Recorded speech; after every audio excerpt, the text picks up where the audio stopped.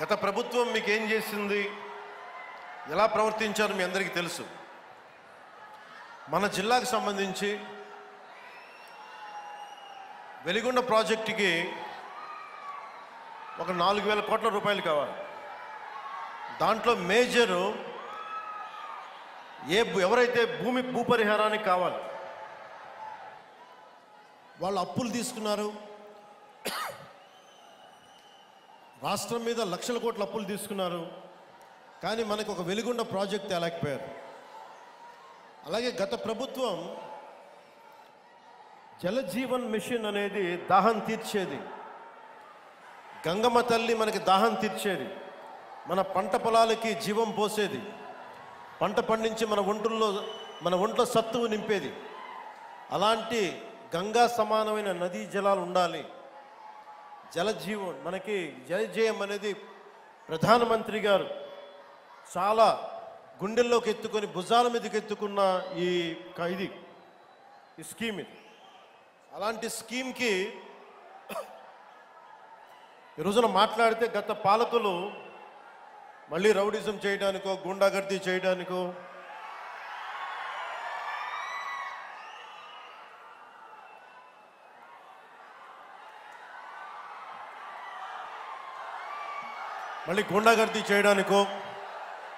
Rowdyism చేయడానికో అలాంటి భావన మళ్ళీ ఉంది.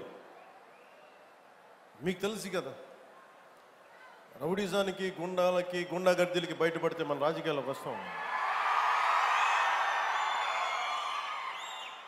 కేసులు పెడతాం, వస్తే 29లో మేము అంతు చూస్తామంటే మీరు రావాలి కదా. మీరు ఎలా వస్తారో మేము చూస్తాం. నాకు వారి మీద, వైసీపీ నాయకుల మీద ఈరోజు చెప్తున్నాను, మొదటి నుంచి చెప్తున్నాను, వ్యక్తిగతంగా నాకు ఎవరి మీద కక్ష ఉండదు. మనస్ఫూర్తిగా నా గుండెల మీద ఆత్మసాక్షిగా చెప్తా, నాకు ఎవరి మీద కోపం ఉండదు. కానీ మీరు సగటు మనిషిలో, ఈ దేశంలో ఉన్న సగటు మనిషికి, సగటు మధ్యతరగతి మనిషికి, సగటు రైతుకి, సగటు యువకుడికి, సగటు యువతకి మీరు కనుక భయభ్రాంతుల్ని క్రియేట్ చేస్తే దాన్ని ఎదుర్కొనే కదా ఇక్కడ దాకా వచ్చాం. మీకు 151 సీట్లు వచ్చినప్పుడు కదా, నేను 2 చోట్ల ఓడిపోయినప్పుడు కదా మేము ఎదుర్కొని బలంగా నిలబడింది. అంటే గుండెల్లో ఎంత దమ్ము ఉండాలి,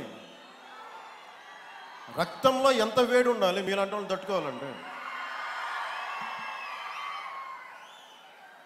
నాకు తెలిసిన సినిమాల నుంచి వచ్చినవాడిని, సినిమాలో డైలాగులు చెప్పను నేను. పుత్తుకలు కోసేస్తాం, మిడకాయలు కోసేస్తాం అంటే కోయడానికి మేమేమన్నా చొక్కా ఇప్పి చూపిస్తామా?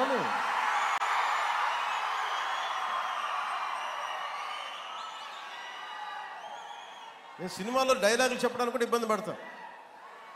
సింహం గడ్డంగి తీసుకుంది, మేము గడ్డంగి తీసుకోలేదు. ఈ సరదాగా ఉంటాయి, మిమ్మల్ని చీరప్ చేయడానికో సరదాగా చేయడానికి. నిజంగా గడ్డం తీసుకుంటే ఎంత దరిద్రంగా ఉంటుంది చూడండి, ఆలోచించండి. స్నానం చేయకుండా, మట్టి కొట్టుకుంటా. అంటే ఇవన్నీ ఏంటంటే సినిమాల్లో చెప్పిన డైలాగులు. అవి ఎందుకు చెప్తున్నానంటే సందర్భానుసారంగా చెప్తున్నాను. ఖచ్చితంగా మీరు అద్భుతమైన పాలన చేసి కనుక ఉండుంటే మీరు 11 సీట్లకు వచ్చేవాళ్ళు కాదు. మీరు అంటే ఇది రెలవెంట్ కాబట్టి చెప్తున్నా. ఇది కక్ష తీర్చుకునే ప్రభుత్వం కాదు. ఇది తప్పులు చేస్తే శిక్షించే ప్రభుత్వం ఇది. అలాంటిది అంటే ఇది ఎందుకు చెప్తున్నానంటే మీకు వినండి మళ్ళీ అరవండి. మీ ఉత్సాహాన్ని కాదనలే, మీరు వినండి. అంటే మీరు అరుపులు అరుచుకుంటూ వెళ్ళిపోతున్నారు, వాళ్ళేమో బెదిరిస్తామన్నారు, కోస్తామంటున్నారు. మళ్ళీ మీ ఎర్ర జెండా శక్తి తెలియదు వాళ్ళకి. మీ గుండెల్లో ఉన్న ఆ వేడి రక్తం గురించి తెలియదు వాళ్ళకి. అంటే కడుపు కాలి ఉన్నవాడికి కష్టపడి పనిచేద్దాం అనుకున్నాను, మళ్ళీ తిరిగి కోపం తెప్పించుకోండి. పని చేసుకుని తల ఉంచుకొని పని చేసుకుంటూ వెళ్ళిపోతున్నాం.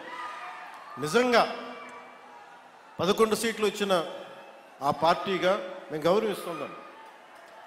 ఈ ప్రభుత్వం గౌరవ ముఖ్యమంత్రి శ్రీ నారా చంద్రబాబు నాయుడు గారి నాయకత్వంలో ఉన్న ఎన్డీఏ కూటమి నడుపుతున్న ఈ ప్రభుత్వంలో తప్పులుంటే ఖచ్చితంగా చెప్పండి. ఖచ్చితంగా చెప్తే మేము సరిదిద్దుకుంటాం, లేదా వివరణ ఇస్తాం. అంతేగాని మేము కుత్తుకులు కోసేస్తాం,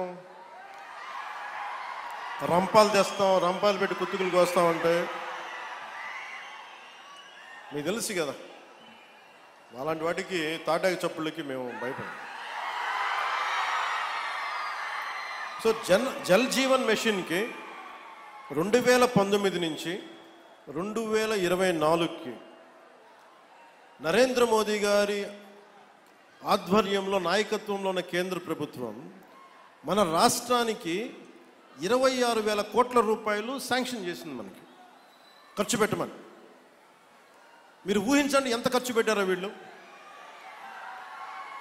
26,000 కోట్లు మొత్తం ఇస్తామంటే దానికి మ్యాచింగ్ గ్రాంట్ ఇవ్వకపోవడం వల్ల 4,000 కోట్ల రూపాయలు ఖర్చు చేయగలిగాం.